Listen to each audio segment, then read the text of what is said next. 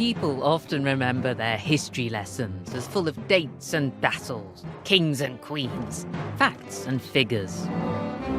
But the story of the past is open to interpretation, and much of British history is a carefully edited and even deceitful version of events. You might think that history is just a record of what happened. Actually, it's not like that at all. As soon as you do a little digging, you discover that it's more like a tapestry of different stories woven together by whoever was in power at the time. In this series, I'm going to debunk some of the biggest fibs in British history.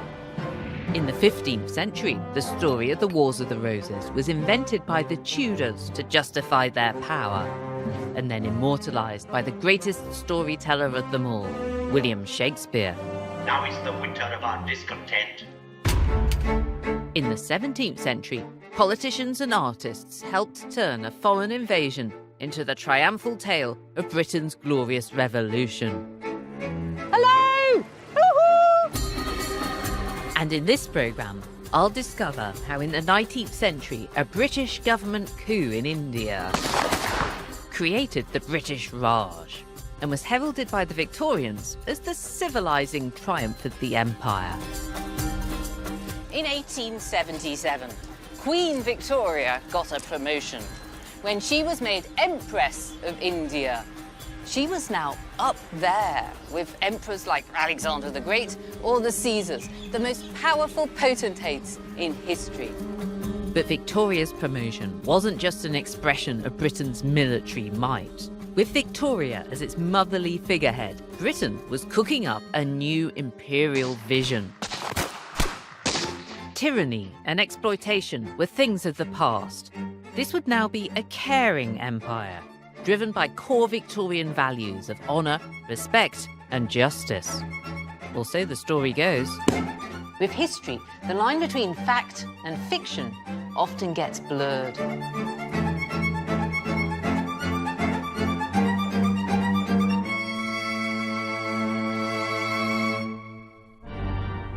"20 years after Victoria became Empress of India, Britain staged an incredible spectacle.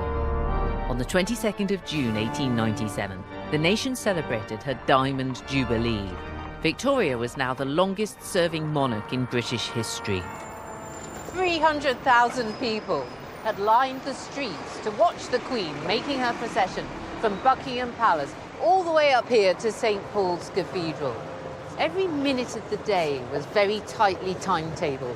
You could read in the newspapers exactly where she was supposed to be and when. She was supposed to get here at midday. Now, all these people had turned out because this was a rare chance to see the little old lady who'd led the nation for 60 years of unprecedented peace and prosperity. But perhaps even more importantly, this was a chance to celebrate the best thing that had ever happened to Britain, its empire. Since Victoria's reign began in 1837, the British Empire had grown to become the largest and most powerful empire in the world. In 1897, Victoria ruled over 370 million subjects across the globe, and the jewel in the empire's crown was India. Now, obviously, India brought prestige and wealth to the British Empire, but it did something else very important as well. It gave the British the opportunity to show other nations how imperialism should be done.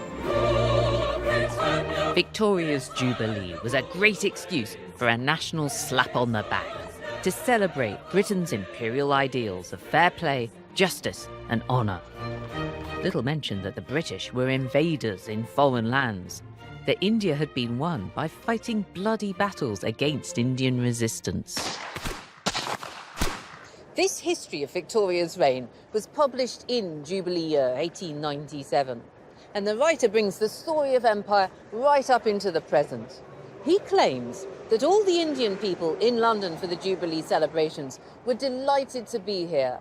And what's more, they represented other happy Indians back at home. One felt, he writes, that each of them represented thousands more who were ready in the hour of peril to draw the sword for the motherland and its queen. He says that the Jubilee marks the high point of the imperial idea. Now, you might be thinking, what a lot of nonsense. But this vision of India as the jewel in the crown of a benevolent empire was fervently believed by most Victorians. It had been carefully crafted since 1858, when the government had taken formal control of India. Queen Victoria herself had issued the new regime's imperial mission statement. We British will now wholeheartedly respect our Indian subjects.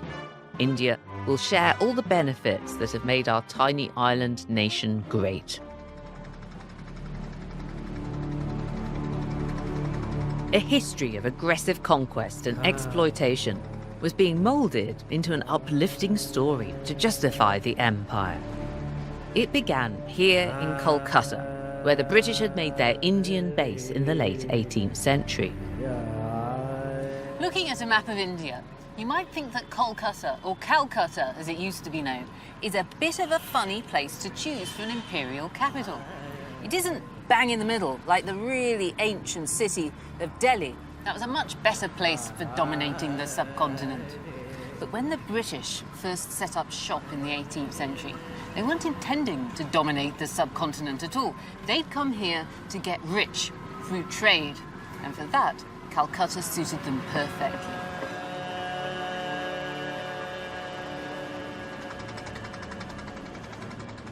Calcutta's Hooghly River flows out into the Bay of Bengal and into convenient sea routes to take goods back to Britain. But the first Britons to exploit India's riches here weren't members of the establishment. They were buccaneering, money-making entrepreneurs. They were employees of a vast multinational corporation, the British East India Company. The East India Company merchants first came to India in 1615, during the reign of Elizabeth I. Haggling with the local elite, these wheeler dealers gained a foothold in Calcutta and began to dominate trade in the region. This private company had no imperial ambitions and certainly no civilizing mission. For them, India was simply a cash cow to be plundered. Relying on trade deals with the local rulers, the company men now set about exploiting all the riches that India had to offer, from silks to cotton to tea to spices. This band of merchant adventurers stopped at nothing in their pursuit of wealth. Playing by their own rules, they reneged on trade deals. They refused to pay tribute to local rulers. And when they didn't get their way, resorted to violence. With their sharp trading practices, today these men seem little more than pirates. But the company didn't describe themselves as a bunch of bloodthirsty and avaricious merchants. No, these men were British and honourable to the core.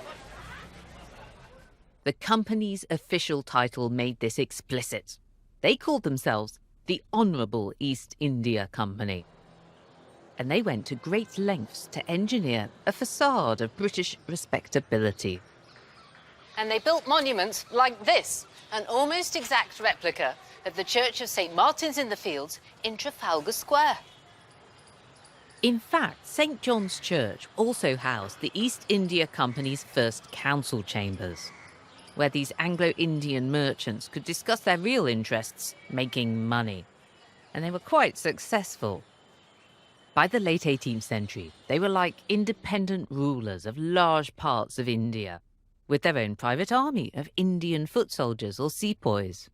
As the company grew in power, it still had its pretensions to that word honourable, but a rather different insight can be found inside St. John's. A picture by Johann Zoffany, the company's go-to portrait painter. So, Jayanta, we're standing in a Christian church. Yes. We're looking at a painting of the Last Supper. Yeah. That's not such a surprising thing to find. No, it's not. Except that Jesus and all the others present here are actually members of the fashionable Anglo-Indian society in Calcutta in the late 18th century. So real people sat to have their pictures painted? Yes, Jesus in the middle is a Greek bishop named Father Parthenio. Yes. To his left, the lady figure is actually the police sergeant of Calcutta in the late 18th century, named W.C. Blackware, who was a transvestite and who was very famous for stalking and rounding up criminals while dressed as a woman. Hang on, you can't just say that. Are you saying that St. John is a transvestite policeman? Here it is. That's Zophani's funny take on this, slightly subversive.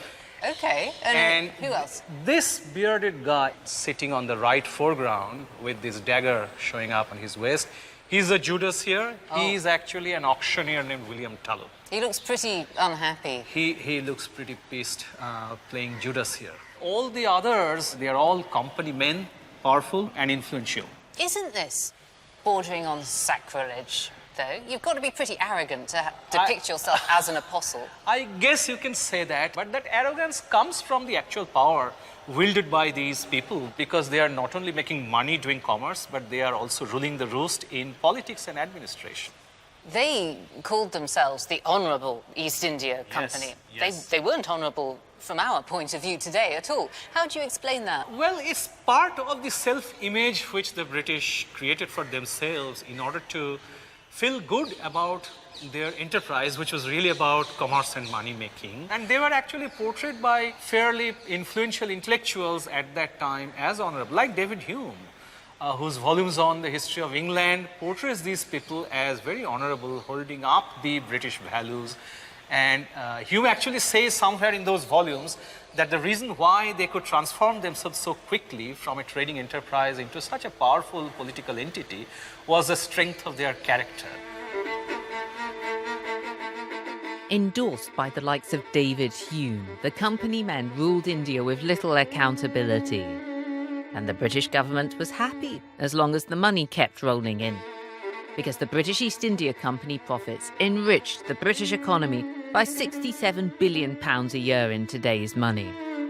But not everyone was impressed. In 1756, the local ruler of Bengal, Siraj ud-Dowlah, led an uprising against the East India Company. He captured Calcutta and locked a group of company men in a tiny prison called the Black Hole. Many died of suffocation. The British government would join the company to take terrible revenge, but only after presenting this event as a savage assault on Britain. The Black Hole of Calcutta was about to enter the history books.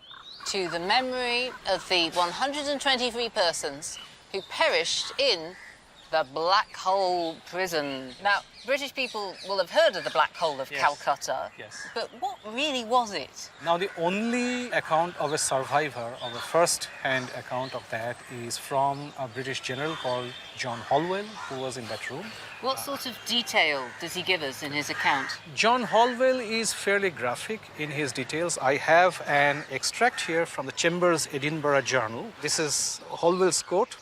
The first effect of their confinement was a continued sweat, which soon produced intolerable thirst, succeeded by excruciating pains in the chest, with difficulty of breathing, little short of suffocation. So this is a very graphic, horrific, dark story that he's telling. True. This is very horrific. But what we know is that at that time it suited the British narrative. Yes. So they could not just come about and slaughter the natives, but their retribution, as ruthless and brutal as it was, had to be justified by some pre-existing Indian savagery or barbarism. It was more than 2 centuries later, in the 1960s, that Indian historians began to question Holwell's account for the first time. And the first one who did that very significantly was a historian named R.C. Majumdar, who wrote a book in 1962 where he raised 2 questions. One is that if it was so dark and so cramped in that little black hole, then how could Holwell write such a graphic description with such excruciating and horrific details? The other question was that if the room was so small, then there was no way you could cramp together 146 people in that. So even if Holwell were true about people dying of suffocation, it couldn't have been more than 60 or 70 people, not more. We don't know. Majumdar was a nationalist historian, so his account was also very subjective. Was he trying to make the British look really bad? Liars? Yes, yes. Massagers of the truth? But we don't know the real truth, what happened. At the time, the facts, what really happened in the black hole, didn't matter to the company or the British government. They simply wanted to regain control. So a horror story was very useful in whipping up public support back home. And when the East India Company under General Robert Clive took their revenge, Clive's troops were reinforced by the might of the British Army at government expense. Clive was victorious. He was given a peerage and immortalised in the colonial narrative. He was now Clive of India.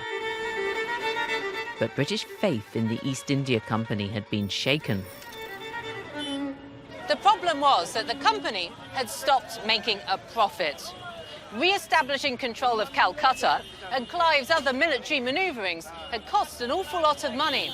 The company had to borrow money from the government, a lot of it. People at home were beginning to ask, was it worth it?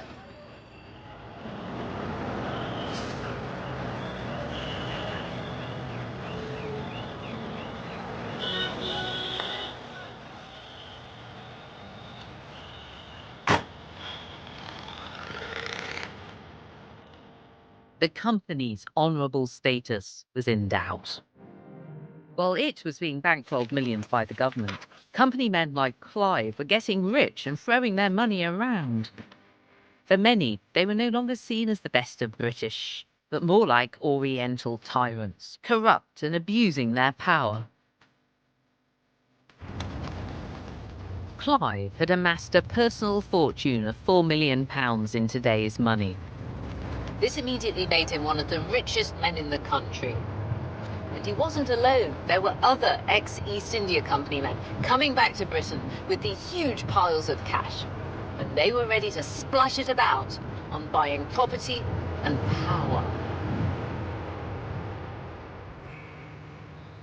This is Season Coat in Gloucestershire, purchased in 1795 by a company man, Colonel John Cockrell.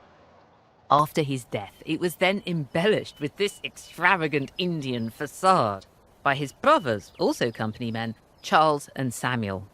The Cockrell family created a fantasy mini version of India here in the middle of the Cotswolds. From the inside, the house seems like a fairly standard Palladian villa. And on the outside, it's been given this fantastical Mughal coating.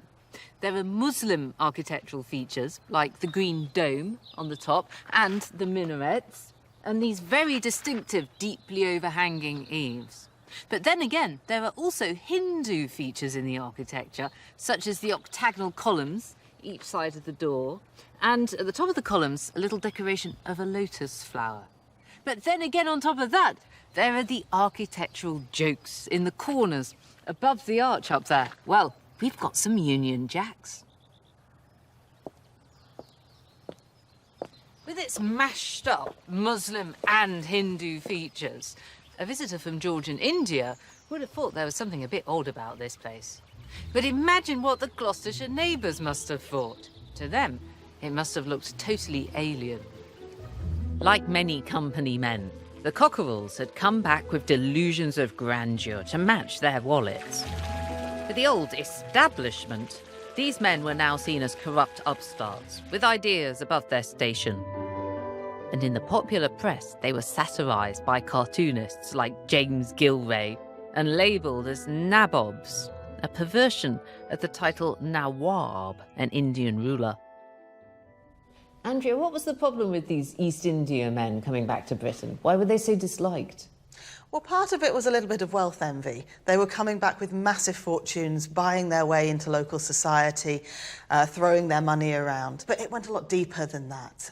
The main concern really was how they had got their money. So if we look at this cartoon, for example, it shows a sort of typical Nabob being carried through a sea of dead Indian bodies, clutching onto his money bags. He's got £4 million in each hand. He's weighed down by his riches. Absolutely. And although he's got dying, drowning Indian people in the water, he's really bothered about not getting his slippers wet, isn't he? This was the concern, that these nabobs were coming back, having spent their time in India, simply concerned with profit. So they're concerned that this money must be being acquired through sharp trading practices, through corruption, blackmail, speculation, profiteering, all of these kinds of dark arts that are seen to be closer to robbery than to fair trade. How did the political establishment fight back against this?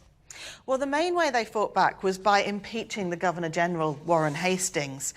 And we can see here, this is a very famous political cartoon of the time, which shows the political adversaries, Edmund Burke and Charles James Fox, uniting to try and take down Warren Hastings. This is Warren Hastings, a Western ruler of Bengal, wearing Indian turban clothing. He's got his little slippers on again. And he is riding upon a strange creature. I believe it's a camel. It doesn't look much like a camel, but that's slightly stylised camel, yes. And he's representing the East India Company at this point, is he? Yes, effectively. The bigger concerns here are not so much about Hastings as a person, but about what the East India Company is doing, how governance is being carried out in India. But of course, all of that is a little bit dry for capturing public opinion and public enthusiasm. And Burke realises that to have this debate, he needs to go for a target, and that target is Warren Hastings. By company standards, Hastings wasn't the shadiest character by any means, but he was high profile, the perfect scapegoat for the government. He was charged with tyranny, robbery, corruption and blackmail. The trial dragged on for 7 years. In the end, it was impossible to make all the charges stick to one individual. Hastings was acquitted. But the show trial had worked.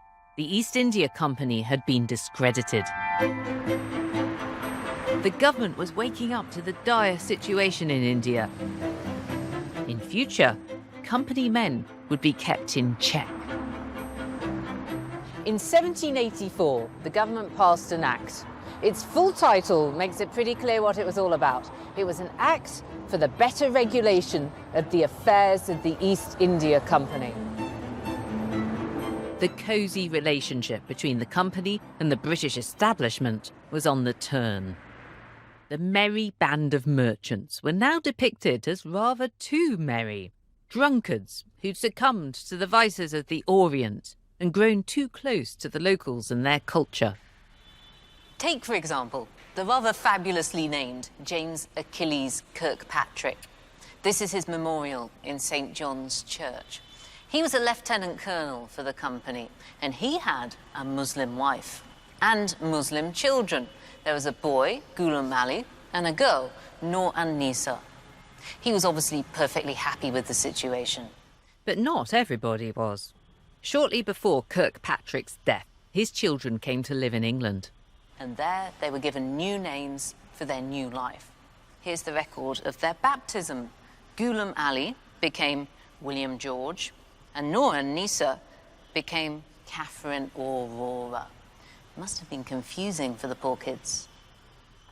As the enforced conversion of his children from Islam to Christianity reveals, some company men, like Kirkpatrick, had more enlightened views about race and religion than the British establishment.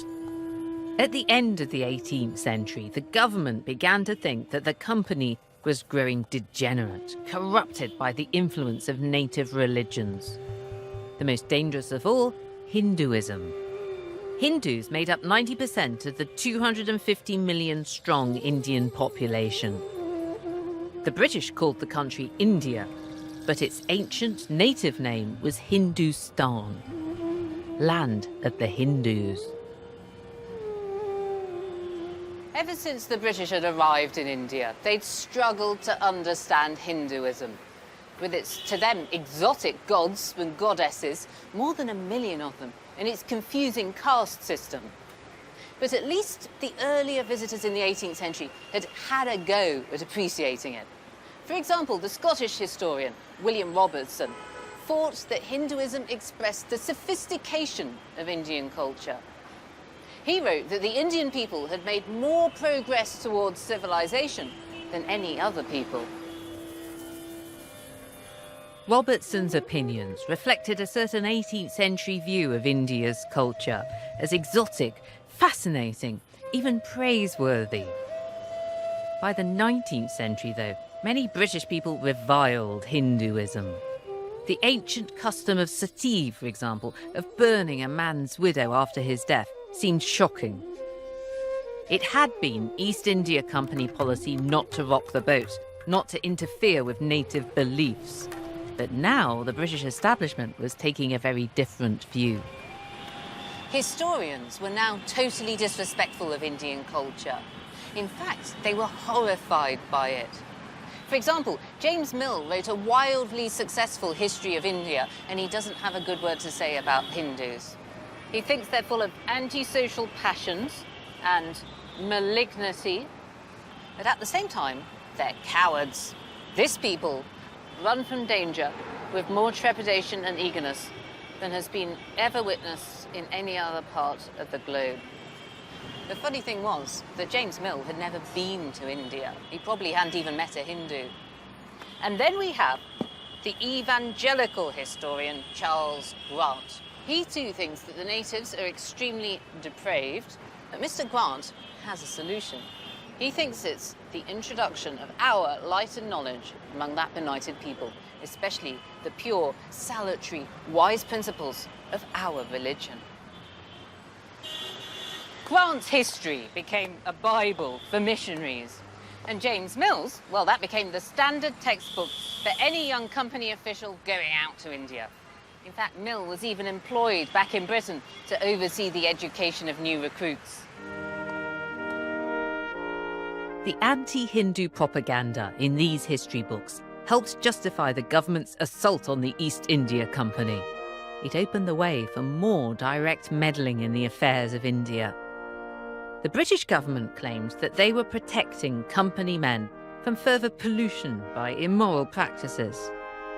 And in 1811, when the government gave missionaries the license to preach in India, they thought the natives would be grateful for their conversion to Christianity. But in 1857, that comforting fiction went up in flames. In March of that year, resistance to the British erupted amongst the Indian soldiers. Over the next 15 months, bitter fighting broke out with heavy military and civilian casualties on both sides. India became a bloodbath. The East India Company's hold on the country was falling apart. This is the Enfield Pattern 1853 rifle. It was a state-of-the-art weapon. It had performed very well for the British Army in the Crimean War. So when the East India Company's army needed new guns in 1856, this is the model they chose. Unfortunately, they were shooting themselves in the foot. The problem was the cartridges. They were lubricated with tallow, that's animal fat, either pork or beef. To load the gun, you have to bite the end off the cartridge, like this, and out comes the powder. Now, that's not very nice for anybody to have to do. And the majority of the soldiers in the East India Company army were either Hindus or Muslims. To them, it was sacrilegious, because for Hindus, the cow is a holy animal, and Muslims are forbidden to eat pork. As wave after wave of rebellion spread across the subcontinent, the cartridges became a rallying point for Indian resistance to the British and their disregard for Indian religions and culture. For the Indian soldiers, this business of the cartridges was important because it was tangible. It focused their grievances. For the British, though, it was used to bolster the fiction that this was a purely military matter. It wasn't part of wider discontent. This was simply an Indian mutiny. By describing the uprising as a mutiny, a military matter, the British were trying to control the story. Like the Black Hole incident 100 years before, the situation seemed to call for swift, sharp retribution. If this was painted as soldiers disobeying orders or a military mutiny, then a brutal response was justified.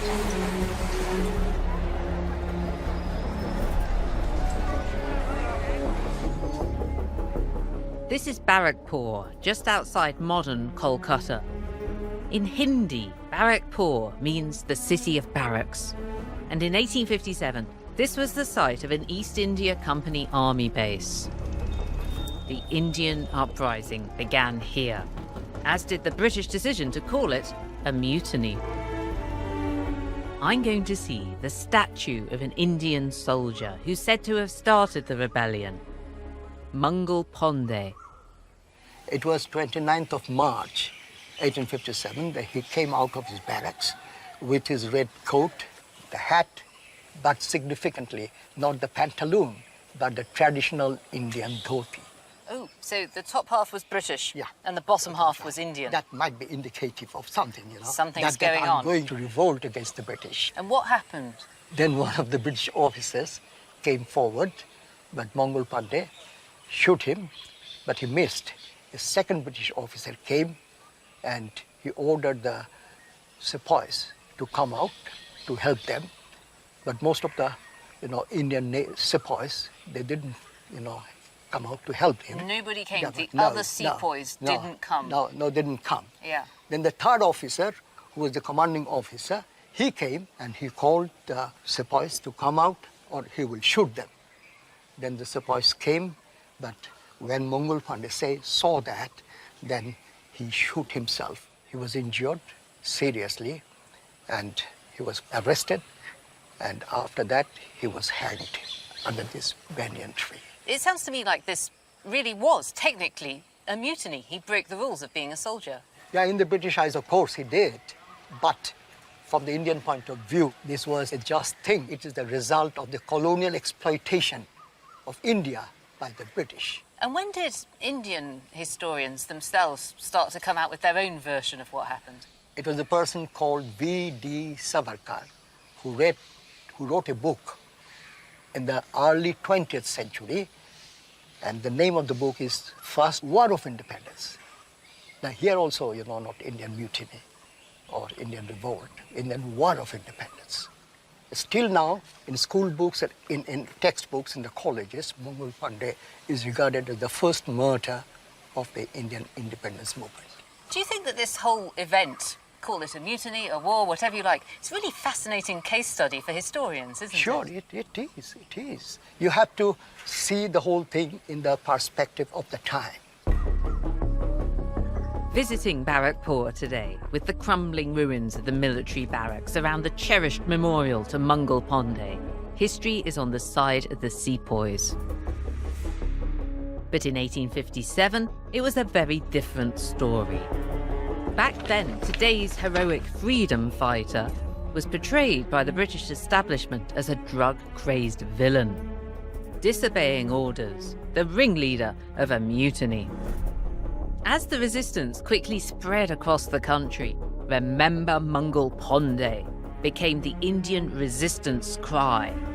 And for the British, Pandey became a byword for mutineer. The killing on both sides was ferocious. For the British, the crisis point came in June 1857, when Indian rebels at Cawnpore killed over 200 British women and children. They then dumped their bodies in a well. Once again, the British began whipping up a frenzy for vengeance. The scene of the Cawnpore slaughter was deliberately left untouched to provoke the bloodlust of the relief forces. For instance, we have this shoe that survives, and it was found near the well at Cawnpur. So the story goes that this little shoe fell off the foot of a dead little boy as his body was being thrown down the well for disposal. That's right. Do you see this as a sort of a prop for telling a particular story about what happened on that day then? I certainly think so. I think if this was a soldier's boot, it wouldn't have had the same impact. It's a child shoe. It's a really powerful thing to see, isn't it? It's emotive. It's telling you they're not just attacking our men, they're attacking our women, they're attacking our children. It goes further with another object that is linked to the same incident. a lock of hair that is in our collection. Have a quick read of the inscription. The little note says, hair of the murdered women and children, over 200 of them. But another account tells us of the Highlanders that arrived at the well of Cawnpur and vowed to themselves that for every strand of hair that we find, a mutineer shall die. Oh, my goodness. The message was revenge, justification for revenge. The message was received loud and clear, and the British retribution was merciless. To show people at home that vengeance had been done, it was then graphically recorded. This watercolour is a depiction of mutineers being blown away. They're tied to the mouths of cannons and then blown to pieces. So the cannonball is about to come out through the middle of him? Quite gruesome. You see, typically reports say the head goes up, the arms go to the side and the legs fall. Why were they killed in such an inhumane manner? It was something used by the Mughals in the 1600s, which was really aimed at punishing Hindu people so that they wouldn't have a body in their afterlife and therefore couldn't go through the reincarnation cycle that they believed in. So the scattering of the physical remains of the person, this ensured a kind of double death in this life and for all future lives to come. Certainly so. And that's one of the reasons why this is probably painted, and it was a way of stamping authority and showing victory. By the time the British finally crushed the rebellion in July 1859, conservative estimates say that 11,000 British and over 100,000 Indians had died. The British were victorious, but India was in turmoil. Since the unrest had started, the government had begun to realise that India couldn't be held by brute force alone.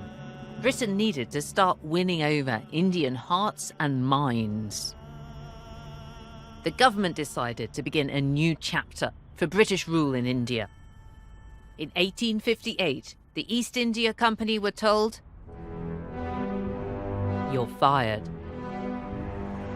Now, when the government had intervened previously in the business of the East India Company, it had been with the aim of moderating its affairs. Sometimes there'd been a bit of a slap on the wrist. But this time, it was different. This was a full-on, asset-stripping annihilation of the East India Company. It was immediately stripped of all power. The company's top dog, the Governor-General, was evicted from his palatial residence and sent home, to be replaced by a new government representative, the Viceroy. The new age of the Raj was dawning. The government now had to prove that the regime in India really had changed and was already weaving an imperial narrative to do just that. To avoid accusations of corruption or self-interest, power wasn't transferred directly to Parliament. Instead, it was vested in the person of Queen Victoria herself. Victoria eagerly got in on the act. She made a public proclamation to the world that the new regime had swept away all the bad practices of the old East India Company. We will respect the rights, dignity and honour of the native princes. Everyone of any religious faith shall alike enjoy the equal and impartial protection of law. We will respect land inherited from ancestors.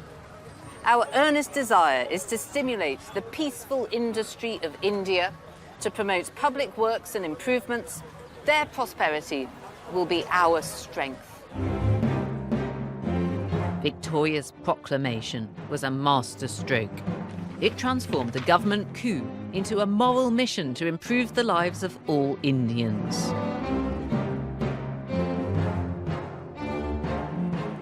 The new declaration distanced the British establishment from any involvement in the East India Company's atrocities. Britain's image as a plundering nation was now being repackaged for both Indian audiences and those back home. In this 18th century image, Britannia is taking things from the empire. She's saying, jewels, I want them.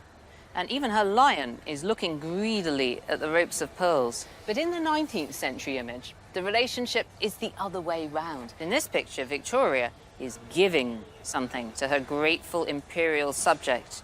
Look, this lucky fellow is about to get a present. And this as the title of the painting puts it, is the secret of England's greatness. Britain's new imperial mission statement was clear. The empire would take responsibility for the welfare of its Indian subjects. They would no longer be subjugated and exploited, but respected and rewarded. That would smooth things over. In 1861, a new knightly order was created, the Order of the Star of India. When the Indian princes were made Knights Commander of this order, they were supposed to feel like they joined the British establishment, a bit like school prefects getting given a badge. But they were also given at this point a medal showing the head of Queen Victoria. Now, hang on. Human representations can be offensive to Muslims, as many of the princes were. Once again, the British were merrily misunderstanding their Indian subjects. In reality, the replacement of East India Company rule with the British Raj offered only a veneer of change. Beneath the surface, the British government was continuing to exploit India's riches. But this message that the empire was now all about civilization was very powerful. And in 1868, this imperial manifesto gained another powerful champion, the new Prime Minister, Benjamin Disraeli. He coined the phrase, the jewel in the crown, to emphasize his view of India's importance for the empire. Disraeli was highly ambitious, partly for himself, yes, but also for Britain and for the empire. He thought that Britain shouldn't just maintain its empire, it should expand, and that for this purpose a figurehead, like an empress, would be awfully useful. In 1876, Disraeli engineered the Royal Titles Act, giving his imperial jewel some extra sparkle. Queen Victoria would become the Empress of India. This was a very clever move on Disraeli's part. Ever since Albert had died in 1861, Victoria had been in mourning. She'd rather withdrawn from the world, and her people thought that she'd forgotten about them, almost that she'd been shirking her responsibilities. But now, she was back in the limelight. The imperial narrative now had a powerful yet maternal leading lady. Disraeli enjoyed his own promotion too, as the delighted Victoria made him an earl. But Victoria's elevation didn't have unanimous approval. Many thought the title of Empress stank of autocratic rule. It was against the principles of constitutional monarchy. And besides, what would the Indian population think? Disraeli and his supporters needed to spin a story to prove that Victoria's promotion was best for Britain, best for India, best for the empire. What was needed was a party, and that's exactly what they got. Lord Lytton, who was Queen Victoria's newly promoted representative in India, expressed the opinion that Indians would go mad for a bit of bunting.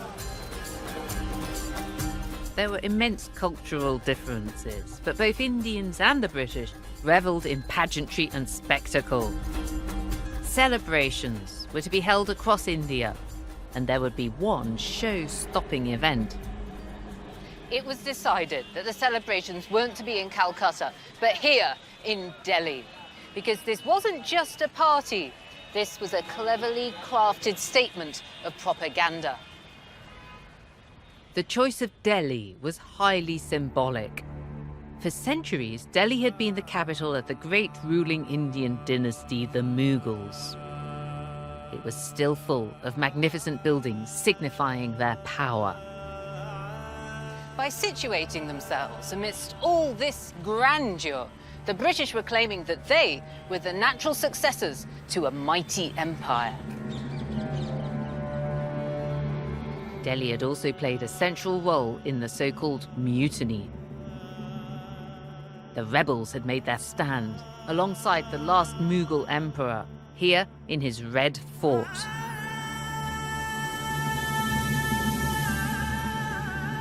By holding the celebrations in Delhi, the British were reminding the Indians of their dominance. The British couldn't deny that they were foreign interlopers. But they now hammered home the message that they were a benign force for good. To appeal to the Indians, the entire event took the form of a durbar, a tradition where Mughal emperors held court with their subjects. These formal ceremonies were accompanied by lavish festivities, with vibrant musical processions leading to the final audience with the emperor at his fort. In 1877, the British created their own Durbar Spectacular, with an extraordinary mishmash of Indian and British pageantry. When the Darbar of 1877 happens, the idea of a Darbar is retained, but it's given a spin. I'm saying that the Darbar of 1877 reminds me a little of the chicken tikka masala, which incidentally I ate for the first time when I went to England. It's not something that featured in Indian menus till quite recently. So the idea of a chicken tikka masala is an invention based on 3 staples taken from an Indian diet, but turned and transformed into a completely unrecognizable dish. How did the British go about reinventing this tradition? For example, the Shehnai players that would have traditionally accompanied a royal procession in Mughal India were replaced by a fanfare of Wagner. And I would imagine that the 88,000 people who had gathered to watch the spectacle and the 63 Maharajas who'd come from different parts of the country to be a part of the Darbar had possibly never heard of Wagner playing. Lots of things were invented. For example, look at these. Many of the rulers did not really have their own heraldry, their own insignia. This is completely the figment of somebody's imagination. So this is a brand new coat of arms invented for the ruler of Hyderabad. Completely. He's lucky he's got a lovely little tiger. He does indeed. These seem to me very Anglo-Saxon images. Because the tradition of heraldry, that's a Western European thing. What have the other ones got then? This is Jodhpur. This goes with him. This is Jodhpur. He has been given some pigeons. These are falcons. Again, falcons. Yes. And what looks like a tiger, but I'm not sure what that is. But this is, again, invented tradition. These are things that were invented for the occasion. In 1877, with Wagner trumpeting out over the spectacle, the Durbar was a resounding success story. It was spun so cleverly that few commented on its vast costs, at a time when famine was ravaging India. The money could have been spent on saving the 5.5 million Indians who died from starvation. But no, this was the climax to the positive story that the Raj was a wonderful new age of empire.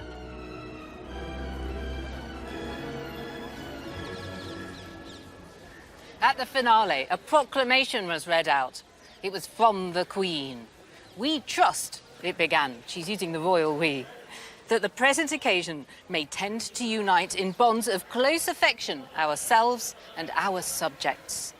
That from the highest to the humblest, all may feel that under our rule, the great principles of liberty, equity, and justice are secured to them. This is the object of our empire." Every action was now heralded as part of the civilizing narrative. Train stations and railways would modernise this ancient, disconnected territory as never before. And new educational institutions would offer every Indian subject the chance to improve his or her lot.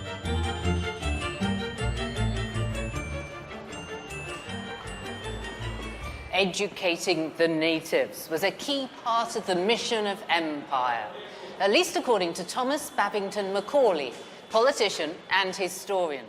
Macaulay thought that Indian schoolboys ought to study British history, because that would show them how a society could and should develop. Britain showcased the triumphant march of progress. Macaulay first expressed his educational policies in the 1830s. He thought that with a good dose of education, Indians could not only better themselves, but help the British run the country. Of course, they'd have to get the right sort of education. Not Indian, but British. Macaulay thought that there was less valuable historical information to be collected from all the books ever written in Sanskrit than you would find in an English prep school textbook. Macaulay believed that a native could only be called learned or honourable if he'd learnt his Milton, his Locke, and his Isaac Newton. Giving Indians British educational opportunities became a key enterprise under Crown rule. It was central to the repackaging of the empire. But for the people of India, the new educational policy exposed the civilizing claims of the British to be something of a sham. The Indians, the educated Indians, they had started realizing that they had been sort of tricked by the British imperialists, because while the Queen, the proclamation of the Queen, had spoken of equality, there remained a lot of discrimination between the British and the Indians, insofar as jobs were concerned. What sort of jobs were these educated Indians hoping to get? They wanted to hold important posts in the civil services. Moreover, they wanted to hold important positions in the realm of law. But here there was a bar. Indian judges, they were never allowed to try an European offender.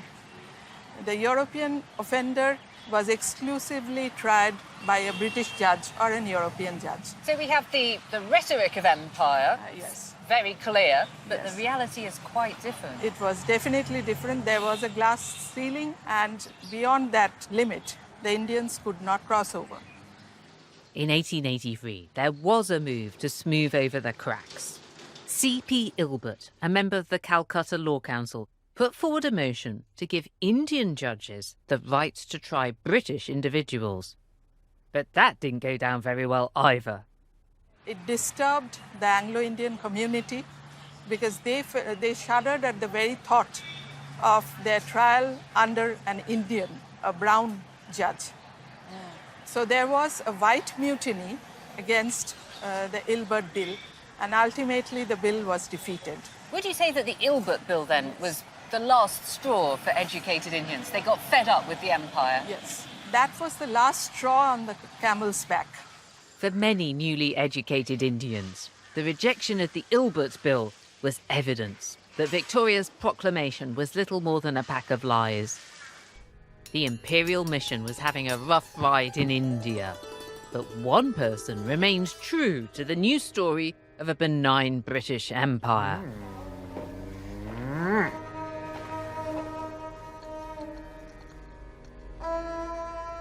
Yes, the Empress of India was very partial to a chicken tikka.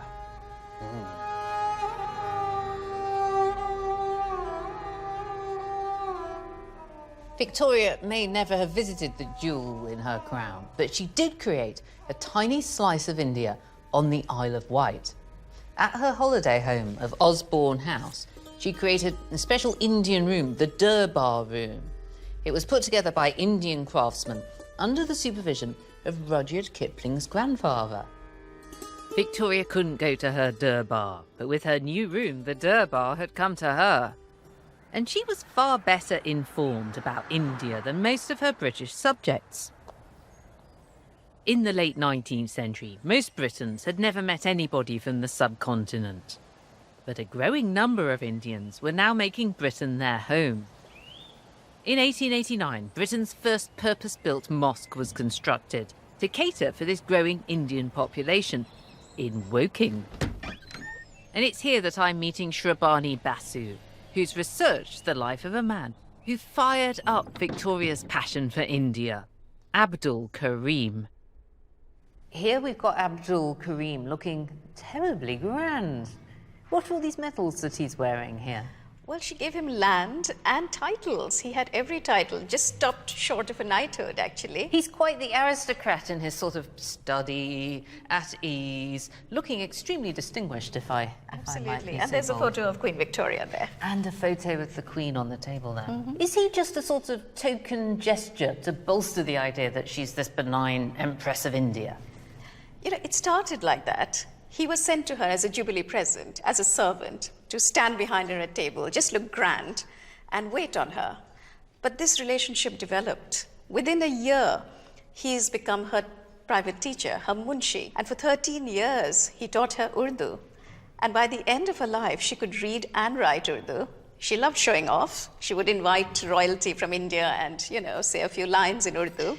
Is this her own private journal? This is actually her last entry in her journal. It's quite moving because it's written 2 months before her death, November 7th, 1900, Windsor Castle. And she writes about the weather, that she's just got back from Balmoral. They weren't exactly talking about high politics. Sounds more domestic.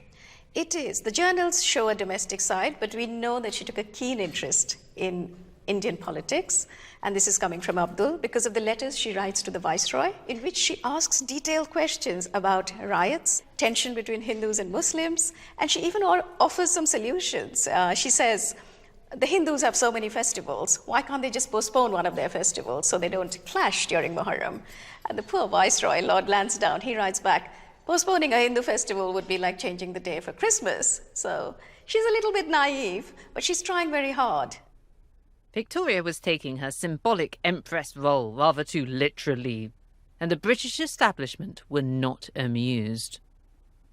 The doctor, he actually writes that this is all Munshi mania, and it reaches a stage where they actually want to label the Queen insane, and they say, we will, if you don't stop now because of the Munshi, we will say you are insane. And then she gives them a earful. Victoria's Munshi mania reached its peak in 1897, the year of her Diamond Jubilee. On the day of the celebrations, Abdul Karim was her honoured guest. For his dismayed detractors, this was the year of the Munshi, but things would very shortly change. In 1901, Victoria, Empress of India, died after 63 years on the throne, at the age of 81. While the nation mourned her passing, in recognition that she'd nurtured the empire towards unprecedented greatness, her beloved Abdul Karim was finally put in his place by the establishment, sent back to India, stripped of his honours and gifts. As Britain entered the 20th century, the empire was strong, but the imperial narrative was wearing thin. Indian resistance to British power was growing, and even some Britons began to question the recent history of the Raj. One historian, who'd formerly been an ardent imperialist, had this to say. He said that the empire treated its subject races with a curious mixture of good and evil. The stories of the Black Hole of Calcutta and the Indian Mutiny were being rewritten. The villains of the Raj were turning into heroes of a growing nationalist movement. When the British gave up control of the Indian subcontinent on August the 15th, 1947, Britain lost 80% of its subjects, nearly 390 million people. Its jewel in the crown had gone forever. And as the new Indian flag was raised at the Red Fort in Delhi, India's first Prime Minister, Pandit Nehru, spoke of India's tryst with destiny.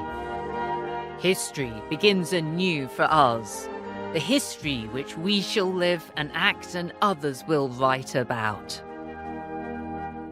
A richly embroidered chapter in British history was at an end.